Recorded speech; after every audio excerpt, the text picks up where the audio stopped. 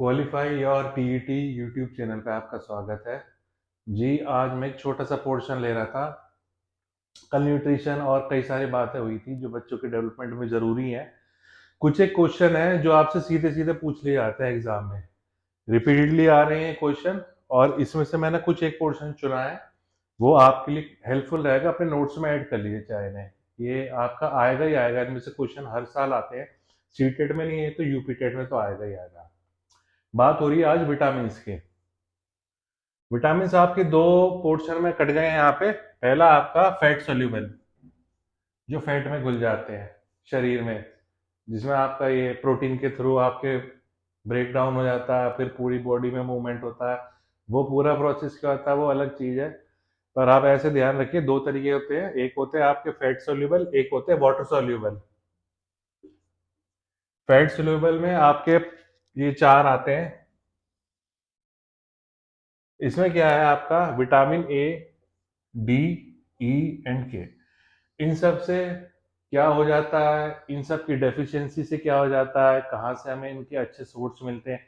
अच्छे सोर्स से भी पूछ सकता है, पर ज्यादातर जो क्वेश्चन बनते हैं वो आपके क्वेश्चन बनते हैं कि इन्हें ना लेने से क्या हो जाता है आपके साथ। जैसे अगर आप विटामिन ए की बात करें, अगर आप नहीं लेते हैं, विटामिन ए आपकी डाइट में कम है या आपके न्यूट्रिशन प्लान चार्ट में वो कम है, तो विटामिन ए ना लेने से आपको ब्लाइंडनेस हो जाती है। आँख के फॉर्मेट होता है, अंदर रेटिना होता है और कोर्निया होता है आपका, कॉर्निया। उसमें क्या होता है कि वो वीक होते चले जाते हैं धीरे धीरे। आई मसल वीक होने लगते हैं। ये मसल ही होती है, जैसे सारी बॉडी मसल होती है ऐसी आई मसल्स भी होती हैं। वो वीक हो जाती हैं और उसके चलते आपको ब्लाइंडनेस हो जाती है लास्ट में, कम दिखने लगेगा, इस तरह की प्रॉब्लम आ जाएंगी। अब विटामिन डी ना लेने से क्या हो जाएगा, कहते हैं कई लोग कहते हैं हमारी हड्डियों में दर्द हो रहा है, हड्डियां कमजोर हो गई हैं, हड्डियों में दर्द है।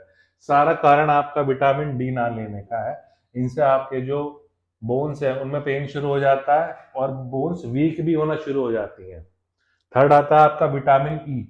विटामिन ई का आप नीचे देखिए, यहाँ पे लिखा हुआ है muscle weakens and damage. Muscle की बात हो रही है, हड्डी की नहीं, मसल्स की। अगर क्वेश्चन आता है कि मसल्स किस विटामिन की वजह से वीक हो रही हैं, वो है विटामिन ई। अगर पूछा जा रहा है बोन्स, हड्डियां कमजोर क्यों हो रही हैं या स्ट्रांग क्यों नहीं है और हड्डियों में दर्द क्यों है, उसका आपका विटामिन डी। तो विटामिन ई में आपका ये है कि मसल आपकी वीक हो जाएंगी, मसल वीक हो जाएंगी, साइज कम हो जाएगा, डैमेज हो सकता है मसल में अंदर ही अंदर। कई बार कहते हैं मसल फटीग हो गया, ठीक है ना, वो किसी एक्टिविटी से भी हो सकता है।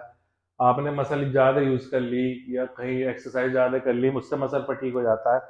फिर आता है आपका loss of body movement and control. आप जब चलोगे लिथर पिथर से चलोगे, कैसे कि एक सीक्वेंस नहीं है, एक प्रॉपर स्ट्रक्चर नहीं है आपके वॉकिंग करने में, एक इम्बेलेंस आपकी वॉक चल रही है। वो सारे रीजन जाते हैं आपके विटामिन ई ना लेने पे। फिर आ गया विटामिन के। विटामिन के, विटामिन के भी आपका जो है ये बहुत इंपॉर्टेंट है। क्यों है के इंपॉर्टेंट? वो यूं है कि शरीर में कहते हैं खून की कमी, ब्लड की कमी, ठीक है जी। पुअर बोन डेवलपमेंट, इसमें भी थोड़ा सा आता है बोन का। मेन आपका डी है बोन के लिए, इसमें भी है, पर poor bone development and risk of cardiovascular diseases. Cardiovascular ये आपके हृदय रोगी, दिल से जो जुड़ी हुई है, वो कार्डियोवास्कुलर डिजीजेज आ जाती है अगर आप विटामिन के नहीं ले रहे हैं प्रॉपरली। तो इन शॉर्ट ये तो आप कहते हैं फैट सोल्यूबल। आप आराम से इन्हें देखिए और नोट कीजिए, आपके अपने नोट्स में ऐड कर लीजिए, आपकी हेल्प ही होगी इसमें।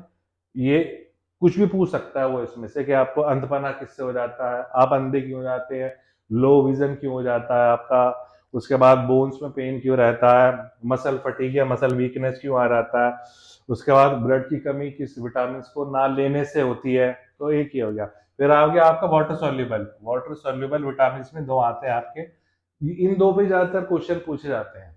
एक आपका विटामिन बी है, एक आ गया आपका विटामिन सी। विटामिन बी में क्या है, poor mental development and neurological problems. Poor mental development, बच्चे का जिस हिसाब से क्या कहते हैं आपका आईक्यू का या ब्रेन का जिस हिसाब से उसका डेवलपमेंट होना चाहिए, मेंटल एज के साथ फिजिकल और सब मिला के उसके साथ उस हिसाब से उसका डेवलपमेंट नहीं हो पाता मेंटल एज का।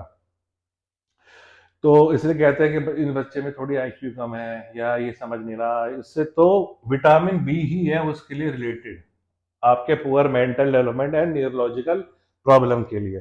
साथ में दूसरा है आपका विटामिन सी। ये तो पेट क्वेश्चन है, कहीं आपको उसमें दिख जाएगा सीधे सीधे कि स्कर्वी डिजीज आपको क्यों हो जाती है। वो हो जाती है आपको विटामिन सी ना लेने से। स्कर्वी डिजीज हो गई है, दांत जल्दी जल्दी टूट टूट रहे आपके, आपके घाव नहीं भर रहे, पुअर वोंड हीलिंग, आपके घाव नहीं भर रहे, आपके दांत जल्दी टूट जाते हैं और आपको स्कर्विन आपकी डिजीज हो रही है। इन सबको लेके विटामिन सी रिस्पॉन्सिबल है। इसका मैं आपको बता देता हूँ, यहाँ विटामिन सी कहाँ से मिलता है। ये आपको मिल सकता है लेमन से मिल जाएगा, आपको ये मिल जाएगा, आपको मौसमी से मिल जाएगा, मतलब जितनी भी हरी सब्जियां हैं, खट्टी सब्जियां हैं हरे में, उन सब से आपको मिल जाएगा, आंवले से मिल जाएगा। तो ये सीधे सीधे कुछ विटामिन के ऊपर क्वेश्चन थे, आप इन्हें ध्यान से देखिएगा। और एक क्वेश्चन और जो पेट क्वेश्चन है, एक वीडियो तुरंत इस वीडियो के थोड़ी देर बाद आ जाएगी, जिससे आज मैंने अपना टॉपिक शुरू कर दिया है। वो नोट्स बने हैं उसके, इस पे मैं बता नहीं सकता था, दिखा नहीं सकता था, क्योंकि नोट्स 2-3 पेज के बड़े बने हैं वो। तो एक क्वेश्चन और मैं आपको इसमें आज बताना चाहूंगा।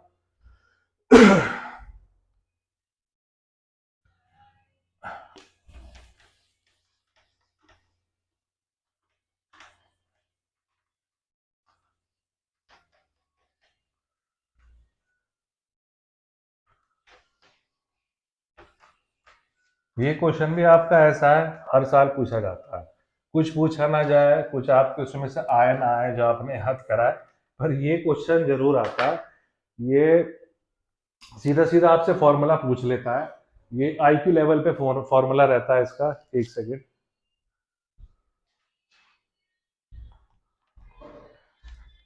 ये आता है आपका बायनेट साइमन टेस्ट। वैसे इसमें थोड़े बहुत साल वाल हैं, वो आपको ध्यान रखने चाहिए, पर मैं आपको इन शॉर्ट बता देता हूँ। आईक्यू आईक्यू का फॉर्मूला है सीधे सीधे,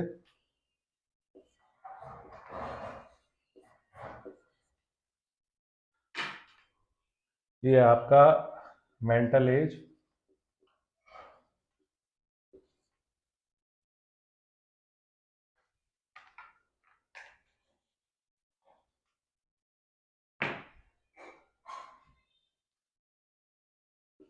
नीचे आ जाती है आपकी क्रोनिकल एज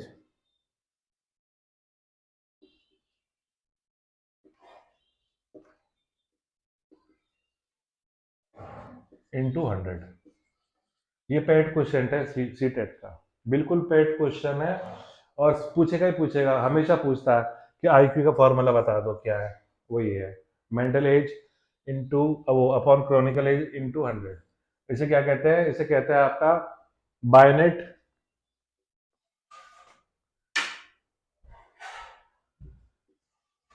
इसको आपका बायनेट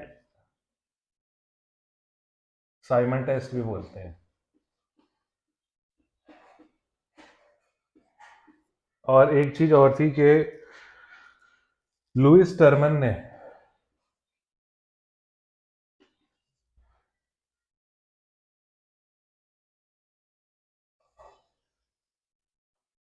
री ओरिजिनेट करा था इस फॉर्मूले को। ये यूएसए से थे।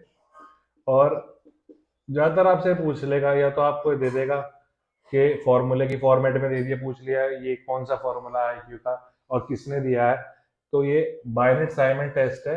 और ये कब कंडक्टेड हुआ था? ये हुआ था 1905 में। एक बहुत इंपॉर्टेंट क्वेश्चन हमारे सीटेट के लिए, सीडीपी पोर्शन के अंदर, इस पे ध्यान दीजिए।